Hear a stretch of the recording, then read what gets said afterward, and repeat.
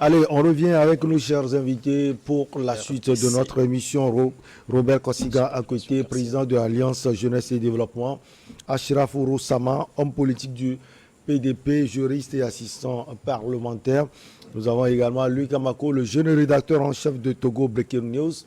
On prend la direction de Kinshasa. Malgré les promesses des autorités, les détenus continuent de s'entasser dans des conditions déplorables dans les prisons en République démocratique du Congo.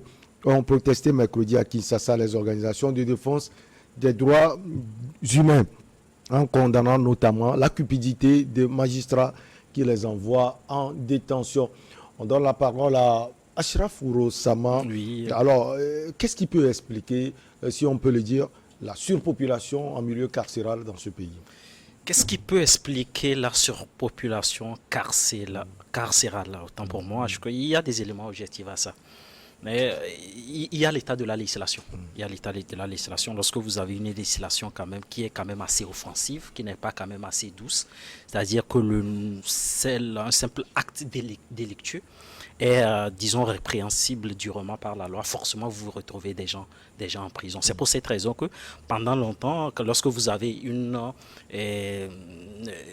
disons, recrudescence de la violence dans un pays, les États quand même essaient de prendre des mesures, mais ils essaient quand même d'assouplir aussi leur législation pour voir l'État, quelles sont les places qui sont réservées aux prisonniers dans les prisons, c'est-à-dire le besoin et ce qu'ils ont réellement sur le terrain. Donc, ce qu'il faut comprendre, c'est que quand vous prenez, par exemple, les États africains, vous avez des États africains jusqu'à aujourd'hui, depuis les années d'indépendance jusqu'à aujourd'hui, n'ont pas évolué. Vous avez des prisons qui datent des années d'indépendance. On n'a pas essayé de construire de nouvelles prisons. La démographie s'est multipliée de 2 à 3, 4 fois dans d'autres pays.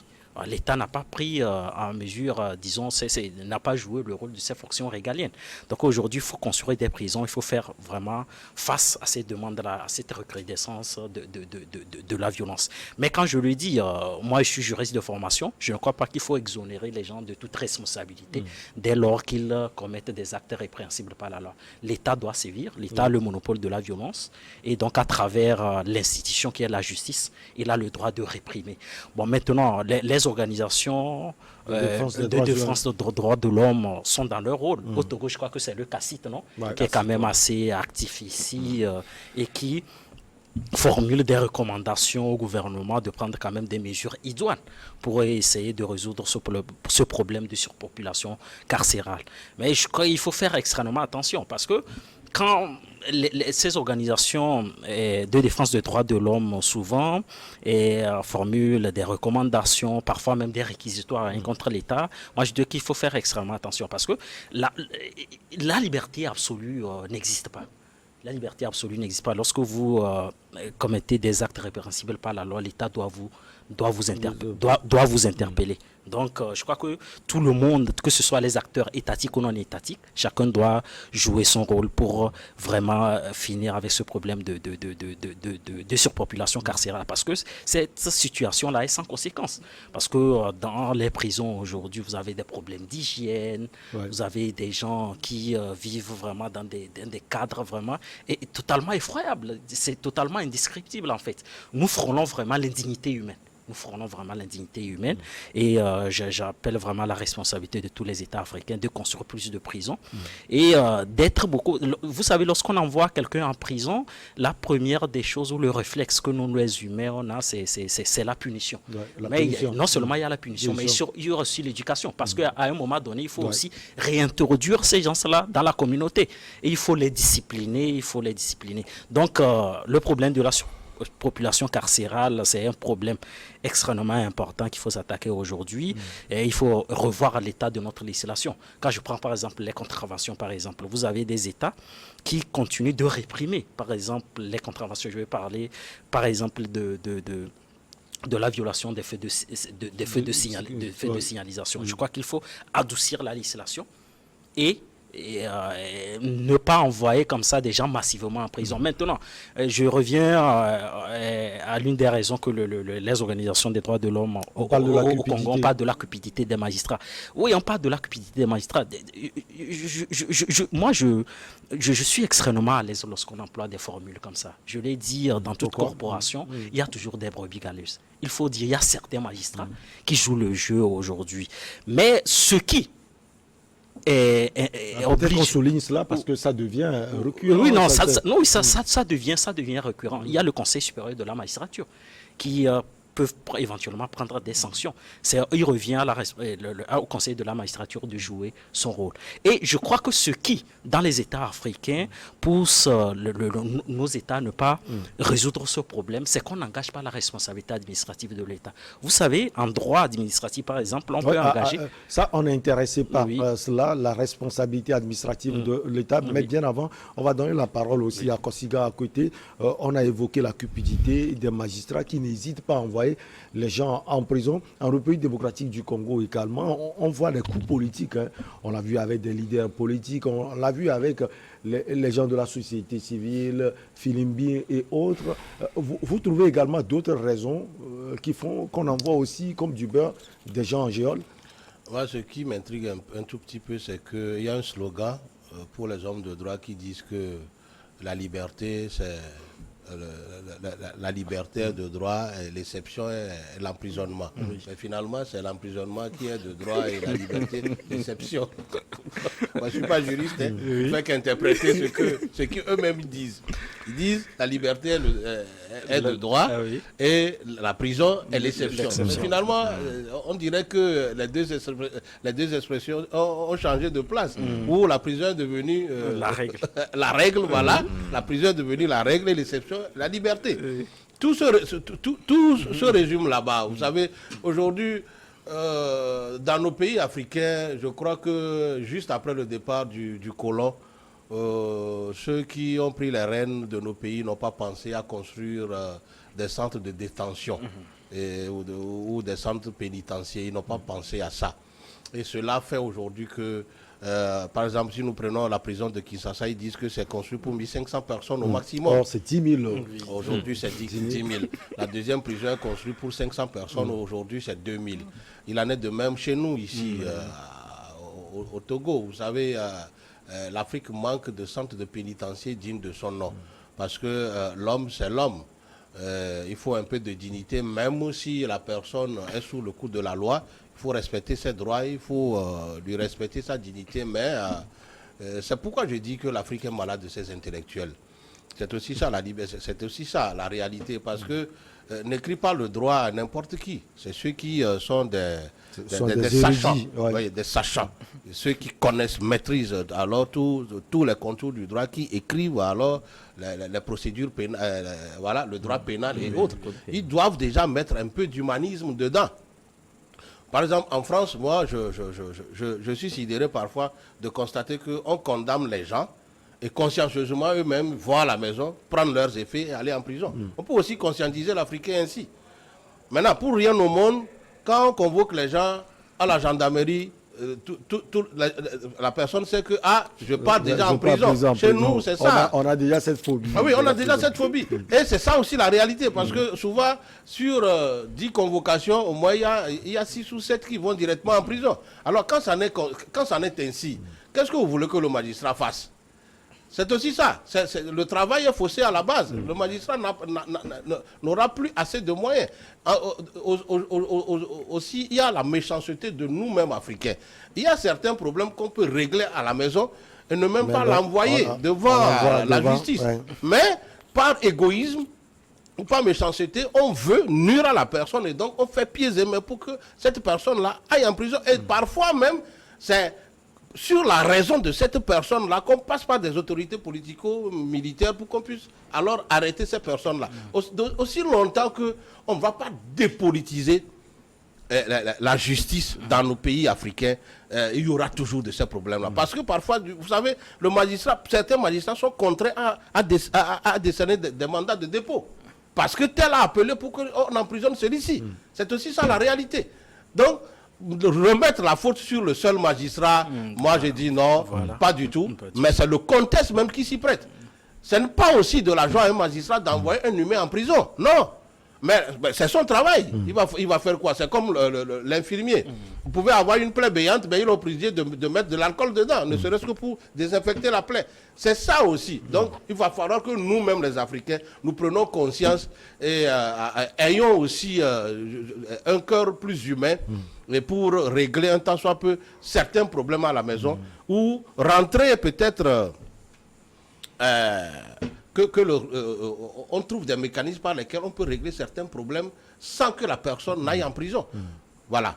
Alors, les chiffres qui sont sortis tout à l'heure, on a vu ces chiffres par le biais de la fondation Bill Clinton pour la paix en collaboration avec le collectif des ONG et des droits de l'homme. Pour cette fondation et ce collectif, certains détenus dorment sur le sol et dans les douches, voire debout en République démocratique du Congo. Alors au niveau même des enquêtes, Louis Kabako, on voit que ce sont les Blancs qui viennent faire le travail. L'Africain, il est là. Oui, mais c'est pour dire, c'est pour montrer combien de fois les droits des humains ou bien les droits des prisonniers sont bafoués en Afrique. Parce que personne ne s'occupe d'eux. On pense que ceux qui sont là-bas, ils sont tous des bandits, ils sont tous des criminels. C'est vrai qu'on les appelle hors-la-loi. Mais en réalité, quand vous allez dans les prisons, il y a des gens qui y sont innocemment. Il y a des gens qui sont là, pas juste, ils ne maîtrisent pas les tests de leur public. Quelqu'un l'a dit, il y a des gens qui sont allés en prison juste parce qu'ils ont violé un feu rouge et qu'à un moment donné, ils ont eu des accrochages avec le policier. Le policier a fait un rapport et immédiatement, il est déposé en prison. On l'embarque. Donc, c'est aussi facile que ça, hein, d'envoyer des gens en prison en Afrique. Et surtout que le policier, quand il est là, il a le treillis, il pense qu'il est un demi-dieu. Il est le demi-dieu, quoi. Donc, tout ce qu'il dit, tu dois obtempérer. Tu n'as pas le droit de te défendre. Donc, c'est aussi ça. Donc, au-delà de tout ce qui a été dit, c'est vrai que les uns les autres l'ont dit. C'est-à-dire que c'est parce que nos prisons ont été construites en période coloniale. Et ça ne tenait pas compte de la réalité d'aujourd'hui. Arrivé à un moment donné, il y a l'agglomération, il y a la démographie qui est devenue très galopante. Il va falloir justement adopter un nouveau plan de construction des prisons. Je pense que quand vous prenez une organisation comme l'Organisation mondiale de lutte contre la torture, fait à chaque session des droits de l'homme, ce genre de recommandations, on demande à nos États de construire de nouveaux centres pénitentiaires, juste pour pouvoir respecter le droit des prisonniers. Mais au-delà de ça, au-delà du fait qu'ils dorment à même le sol, le traitement qui leur est réservé... Ils dorment dans les douches. Oui, ils dorment dans les douches. Vous les voyez, c'est comme des sardines et tout. C'est-à-dire que ce sont des conditions assez exécrables, en fait. C'est les conditions dans lesquelles ils vivent, ces prisonniers. Et quand ils tombent malades, c'est difficilement que vous allez voir des médecins qui viendront les soigner. Et par un moment aussi, vous les voyez sur les lits d'hôpitaux mélotés. Tout ça, c'est dégradant, quoi. C'est dégradant et puis ça fait penser. Parce que la prison, je pense que c'est réservé à tout le monde, hein. On peut quitter la présidence pour aller à la prison. Est-ce que vous voyez? On peut quitter la prison pour aller à la présidence. Et vice-versa. Pourquoi pas? Et là, on peut citer l'exemple de Nelson Mandela. Est-ce que vous voyez? Quelqu'un qui a quitté la prison pour aller à la présidence. Maintenant, il y a aussi des gens qui ont quitté la présidence et sont allés en prison. Donc ça veut dire que personne n'est à l'abri. Et tous ceux qui nous dirigent... Lula a déjà fait un tour. Pardon? L'ancien président brésilien Lula da Silva. Il a déjà fait un tour en prison. Peut-être qu'il sera réélu président du Brésil. Voilà, les exemples sont légion, mais on s'en tient justement à celui dont tu viens de faire mention. Vous avez d'autres aussi. Donc je pense que quand on est au pouvoir, on a justement pensé à ce genre de situation-là. Que les prisonniers, en réalité, eux tous ne sont pas des criminels, ce ne sont pas des bandits. Il y a des gens qui se retrouvent dans les prisons aujourd'hui parce qu'ils ont contracté une dette de 1000 francs. Est-ce que vous voyez? C'est aussi ça, c'est-à-dire que la maîtrise des tests, les gens ne savent pas ce que dit le code pénal et ils ne maîtrisent pas trop. Et malgré tout, ça dit qu'en août, il y a aussi cette lenteur administrative là qu'on constate parce que le dossier n'est pas souvent instruit. Le magistrat qui doit prendre le dossier en compte, il est tellement débordé que vous êtes obligé, parce que par moment, on parle de mandat de dépôt. Oui, on parle de mandat de dépôt. Quand tu as de mandat de dépôt, le dossier doit être instruit et avant que tu ne sois jugé, ou bien c'est pas ça. Effectivement. Maintenant, quand le magistrat n'a pas le temps, toi, tu passeras ton temps là-bas. Il y a eu des moments où la peine qui devait être encourue à la personne dépasse même avant que le jugement n'ait lieu. Et donc, c'est là, et on va demander peut-être de te dédommager, mais c'est difficilement que ce dédommagement-là soit payé. Donc, je pense que c'est un problème propice à l'Afrique, c'est un autre problème, hein, pour tous les États africains, et qu'à un moment donné, il va falloir que les organisations de défense des droits de l'homme soient juste regardant là-dessus. C'est vrai que les recommandations qu'elles formulent ne sont pas coercitives. Ces recommandations ne sont pas contraignantes. On vous dit, si vous les mettez en application, c'est bien. Si vous mettez on ne vous dit rien. Donc, il faudrait qu'à un moment donné, on mette du sérieux dedans pour que les droits des prisonniers soient respectés. En 2 minutes, regard d'un juriste, vous avez parlé tout à l'heure de la responsabilité administrative. D'ailleurs, lui, Kamako aussi a touché cela. Alors, quelle solution apporter d'une manière globale, pas forcément en République démocratique du Congo, mais dans tous les pays africains? Non, quelle solution apporter? Je crois que le Conseil supérieur de la magistrature, tout comme les magistrats, ont toujours formulé des recommandations dans les États africains, que ce soit au Togo, au Congo, pour finir vraiment avec ce problème. Vous savez, le ministère public est conscient vraiment de la réalité de la justice congolaise ou togolaise. Vous avez par exemple le ministre Trimoa, Christian Trémois, ministre des droits de l'homme, qui présente le rapport sur la situation des droits de l'homme à Genève chaque année, où on formule aussi des recommandations. Je crois que ces recommandations-là doivent être opérationnalisées pour essayer d'avoir des résultats tangibles à l'avenir. Maintenant, pour revenir à la responsabilité, c'est ce que je disais. Au fait, en Afrique, l'entité morale bénéficiait de ce qu'on appelle l'immunité juridictionnelle. C'est-à-dire que les citoyens trouvent qu'on ne peut pas rester en justice contre l'État. C'est pour cette raison, moi je vais vous donner quand même un rapport quand même assez criant. Aujourd'hui, quand on essaie de faire l'état des lieux de la justice administrative togolaise, c'est le néant. Vous voyez, vous avez même des fonctionnaires aujourd'hui qui ont du mal aujourd'hui à rester en justice contre l'État. Donc, disons que les détentions régulières, par exemple en prison, peuvent être assimilées à une faute lourde, susceptible d'engager même la responsabilité de l'État. C'est ce que mon confrère Louis Kamako disait. On peut engager la responsabilité contre l'État pour dédommager une personne qui n'a pas été jugée à temps et qui a séjourné comme ça en prison sous l'effet d'un mandat de dépôt, mais il n'a jamais été entendu par le procureur, il n'a jamais été présenté au président du tribunal, il n'a jamais eu un avocat pour le défendre. Vous savez, donc je crois que pour résoudre ce problème, c'est très simple. Il faut une aide juridictionnelle universelle. Que ce soit au Congo, il faut une aide juridictionnelle qui permette aux gens. Parce que quand vous avez des gens qui sont interpellés, qui arrivent aujourd'hui au commissariat, il a dit, le premier réflexe, c'est qu'ils ont peur.